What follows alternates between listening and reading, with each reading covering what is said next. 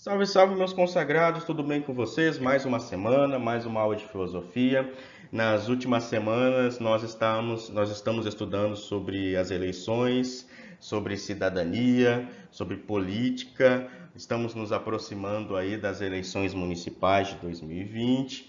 E mesmo sabendo assim que vocês ainda não estão em idade de votar, mas é muito importante nós já criarmos essa consciência política, essa consciência de cidadania, entender o nosso papel na sociedade em que nós vivemos. E na aula de hoje eu vou falar um pouquinho sobre eleições, sobre direitos e cidadania. Inicialmente, quero trazer aqui para vocês as definições. O que são eleições, o que são direitos e o que são cidadania. Segundo o texto, deixa eu pegar o canetão aqui. Segundo o texto, eleição é todo o processo pelo qual um grupo designa um ou mais de um de seus integrantes para ocupar um cargo por meio de votação. Então, eleições basicamente é isso. Por exemplo, vamos supor que na escola nós decidamos, ano que vem, a gente decida criar um grêmio estudantil, né? E para que o Grêmio Estudantil aconteça, se concretize, é necessário que ocorra processo de eleição. Vai formar-se as chapas, né, que são os grupos. Então nós temos a chapa 1, a chapa 2, a chapa 3 e os alunos vão decidir qual chapa, qual grupo quer que assuma a liderança do Grêmio Estudantil. É a mesma coisa para governador também. Nós temos aqui o nosso governador Marcos Rocha, ele é governador atual do estado de Rondônia, e ele só é governador hoje porque houve as eleições em 2018, onde a maioria dos habitantes, dos moradores do estado de Rondônia, votou nele para governar o estado por 4 anos. Temos aqui a definição de direitos. O direito é um sistema de regras que regulamentam as condutas humanas por meio de obrigações positivas e negativas e outras formas de incentivos e desincentivos. Então, direitos é o que? São regras, é um sistema de regras que vai organizar a sociedade. Então, eu tenho o direito a estudar. Eu tenho o direito a estudar. É um direito meu. É uma regra que existe. Eu tenho direito à saúde, como também é direito meu pagar impostos. Ok? Tranquilo? Cidadania. Lembrando aqui que cidadania nós já aprendemos as definições, estudamos com muito detalhe cidadania na aula passada, na aula da semana passada. Cidadania, cidadão é um indivíduo no gozo dos direitos civis e políticos de um Estado. Em um conceito mais amplo, cidadania quer dizer a qualidade de ser cidadão e, consequentemente, sujeito de direitos e deveres. Então, o cidadão ele vive em sociedade e dentro da sociedade ele tem direitos e deveres. Então, estou falando muito então, né? Então, todo cidadão com direitos e deveres, ele está exercendo a sua cidadania e é um cidadão. No Brasil, no nosso país, ele é organizado por 3 poderes. Mas, professor, o que é esses 3 poderes? Os 3 poderes independentes, que são independentes e coesos entre si, são categoria dos poderes políticos presentes na democracia de um país.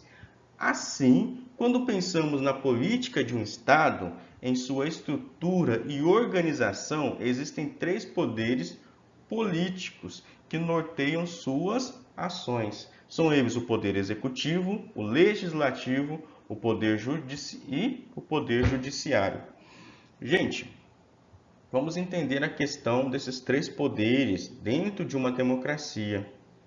Para que a sociedade funcione de forma plena, que a sociedade funcione bem, que ela consiga funcionar, manter-se organizada dentro de uma democracia, é necessário que existam esses três poderes: o executivo, o legislativo e o judiciário. O texto aqui vai dizer, respectivamente, esses três poderes são destinados ao quê? A executar as resoluções públicas, produzir leis e julgar os cidadãos. Então, cada poder tem uma função. E nós vivemos dentro desses três poderes. Muitos de nós, principalmente os mais jovens, desconhecem, não sabem o que são esses três poderes. O que é para que serve o poder executivo? Para que serve o legislativo, o judiciário? O poder executivo, por exemplo, ele executa resoluções públicas. Já o legislativo produz leis. E o judiciário julga os cidadãos, perdão. Vamos ver cada um desses três poderes com mais detalhes. Vamos começar aqui pelo poder executivo. O poder executivo, segundo o texto, como o próprio nome já pressupõe, é o poder destinado a executar, fiscalizar e gerir as leis de um país, de um estado ou de um município. No âmbito deste poder está a Presidência da República, ministérios, secretarias da Presidência, órgãos da administração pública e os conselhos de políticas públicas. Ou seja, senhores, o poder executivo, a função dele é executar, fiscalizar e gerir as leis. Então, os órgãos do poder executivo é a Presidência da República. Temos também, lá no texto, é válido destacar que no município o poder executivo é representado pelo prefeito, enquanto o nível estatal é representado pelo governador. Quando falamos de poder executivo, estamos falando da presidência, estamos falando do prefeito, das prefeituras e do governador.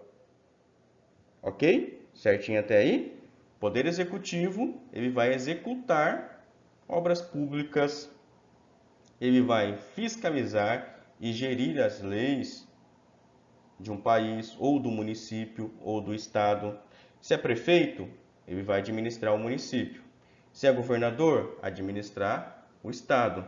Se é presidente, vai administrar o país. Esse é o poder executivo.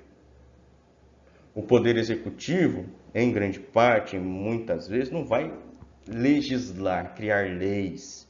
Não, ele vai executar as leis criadas. E para isso nós temos o poder legislativo. O poder legislativo é o quê? É o poder que estabelece as leis de um país.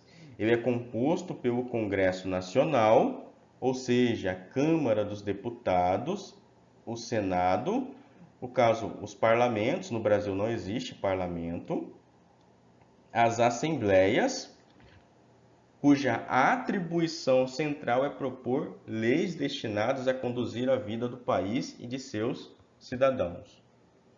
O Poder Legislativo, além de desempenhar o papel de elaboração de leis que regerão a sociedade, também fiscaliza o Poder Executivo.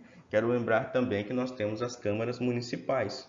Nos municípios, nós temos as câmaras municipais. Aqui na nossa cidade, nós temos a Câmara Municipal de Cerejeiras. E na Câmara Municipal de Cerejeiras, nós temos os vereadores. Os vereadores, eles estão dentro desse poder, o poder legislativo. Então, os vereadores, eles não vão executar obras públicas. Então, é mentira um vereador falar bem assim, se eu vencer as eleições, eu vou construir um hospital público. Não, a função de construir patrimônio e obras e desenvolver obras públicas é de quem? É do Poder Executivo, é da Prefeitura, ou é do governo, né, do governador, ou do presidente. O Poder Legislativo, que são os nossos vereadores, que são os nossos deputados estaduais ou deputados federais e senadores, eles são responsáveis por criar e propor leis para conduzir a vida das pessoas, no país, ou no município, ou no estado. Existem leis que só funcionam dentro do município. Existem leis que funcionam em todo o estado. E existem leis que funcionam em todo o país. Então, por exemplo, os nossos vereadores, eles vão criar ou propor leis que vão funcionar, que vão valer somente dentro do município. Os nossos deputados estaduais, lá da Assembleia Legislativa do Estado de Rondônia, lá em Porto Velho, eles vão propor e criar leis que vão ter valor somente dentro do Estado de Rondônia. Já os nossos deputados federais e senadores vão criar e propor leis que vão valer em todo o território nacional, em todo o país. Estou falando de uma linguagem um pouco mais fácil de se entender. Tranquilo? Ok? E temos o Poder Judiciário. O Poder Judiciário atua no campo do cumprimento das leis. Os vereadores ou os deputados, os senadores vão criar as leis e o Poder Judiciário vai fazer com que essa lei seja cumprida. Professor, o que são essas leis? São as regras para boa convivência dentro da sociedade. Atravessar na faixa de pedestre, não furar o sinal, não sujar as vias públicas. Nós temos muitas leis. O Poder Legislativo cria essas leis e o Poder Executivo vai executar essa lei, o Poder Judiciário vai cumprir essa lei. Continuando aqui no texto, é o poder responsável por julgar as causas conforme a Constituição do Estado. É composto por juízes, promotores de justiça, desembargadores, ministro, é representado por tribunais. Aqui na cidade a gente tem um tribunal. Em Cerejeiros nós temos o Tribunal de Justiça, ali no centro. E ele é um órgão do Poder Judiciário. O órgão supremo do Poder Judiciário é o Supremo Tribunal Federal, o STF, que fica na capital do Brasil, Brasília. Essencialmente, o Poder Judiciário tem a função de aplicar a lei, julgar e interpretar os fatos e conflitos, cumprindo desta forma a Constituição do Estado. Então, vamos supor, houve um acidente de trânsito, 2 veículos se chocaram. As pessoas vão procurar a justiça para ver quem tem razão. O juiz vai analisar o caso, estudar o processo e vai, com base na lei, aplicar essa lei e dar o direito a quem tem o direito. O fulano de tal ali que estava na contramão, então ele descumpriu a lei. Porque a lei vai dizer que nessa via não se pode andar na contramão. Essa é a função do Poder Judiciário, aplicar a lei. Vai pegar as leis ali e vai aplicar ela. Então você vai pagar as despesas do carro do outro condutor, da vítima ali que sofreu um acidente, que você bateu. O Poder Judiciário vai aplicar a lei. Os 3 poderes e as suas funções, por exemplo, nós temos aqui a estrutura social do Brasil, por exemplo. No Legislativo, nós temos os deputados federais e senadores, temos os deputados estaduais e os vereadores. Na parte mais baixa, não desmerecendo questão de poder, mas é por hierarquia, do menor para o maior, em relação a poderes, nós temos o âmbito municipal, que é esse aqui, que é formado pelos vereadores, prefeitos, juízes. Nós temos o âmbito estadual, que é formado pelos deputados estaduais, governadores e tribunais estaduais. E temos o âmbito nacional, que é formado pelos deputados federais e senadores no Legislativo, presidente no Executivo e no Judiciário, o Supremo Tribunal Federal. Aqui nós temos os 3 poderes, Legislativo, Executivo e Judiciário. Judiciário, Supremo Tribunal Federal, tribunais estaduais e juízes, executivo, presidente na hierarquia maior, governadores e prefeitos. Ok, conseguiram entender como está estruturado aqui? Temos aqui as hierarquias, do maior para o menor, do país para o município. Na nossa cidade, nós temos nossos vereadores, prefeitos e juízes. No nosso estado, nós temos os deputados, nós temos, além dos vereadores, prefeitos e juízes, nós temos os nossos deputados estaduais, temos os governadores e temos os tribunais estaduais. E no nosso país, além de nós termos os vereadores, prefeitos, juízes, deputados estaduais, governadores, tribunais estaduais, nós temos os deputados federais e senadores, presidente e Supremo Tribunal Federal. Essa é a estrutura dos três poderes. Estou falando um pouquinho, falando muito rápido, muita informação. Estou aqui, assim, peço que vocês, se tiverem alguma dúvida, entrem em contato comigo pelo WhatsApp, que eu vou explicar tudo certinho, porque senão a aula vai durar 1h30 aqui e vocês vão acabar ficando cansados, né?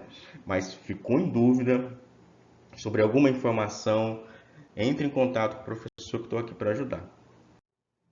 E quem pode e quem não pode votar? O voto no Brasil é obrigatório para todo cidadão. Ele é obrigatório para todo cidadão nato que nasceu aqui ou naturalizado, nasceu em outro país, mas que decidiu morar aqui no nosso país e pediu a naturalização.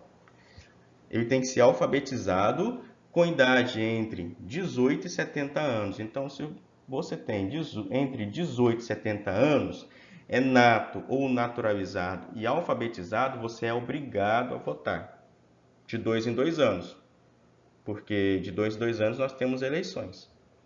O voto ele é facultativo para quem? Quando eu falo facultativo, quer dizer que não é obrigatório. O voto não é obrigatório para jovens de idade de 16 e 17 anos. Então, quem tem 16 e 17 anos, ele, a partir de 16 anos, já pode votar. Mas, com essa idade de 16 e 17 anos, não é obrigado a votar.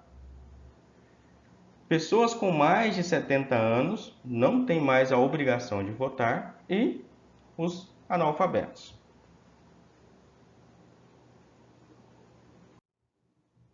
Esse aqui é o nosso título de eleitor. O título de eleitor ele é gratuito e fornecido na hora do atendimento. Então a gente precisa ir num fórum ou num tribunal eleitoral. Para fazê-lo, basta comparecer a um cartório eleitoral no município, portando os seguintes documentos. Aqui no nosso município nós temos um cartório eleitoral. Então lá a gente pode fazer o título de eleitor. Para que a gente precisa? Quais documentos? Nós precisamos da carteira de identidade, o comprovante de residência, que comprove que você mora, que precisa do comprovante de residência, por exemplo, eu moro em Corumbiara, então vou votar em Corumbiara. Moro em Porto Velho, então vou votar em Porto Velho. Um comprovante de residência original e recente e certificado de quitação militar para os maiores de 18 anos do sexo masculino.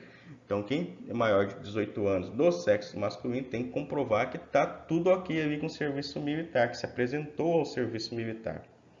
Então, no título eleitoral vai o nome do eleitor, data de nascimento, ele recebe o número de inscrição, a zona e a sessão para votação, o município que ele vai votar, a data de emissão e a assinatura do juiz. Pessoal, e é isso. Em caso de dúvidas, entre em contato com o professor, estou aqui para ajudar vocês. Ok? Beleza? Feliz Natal a todos e até mais.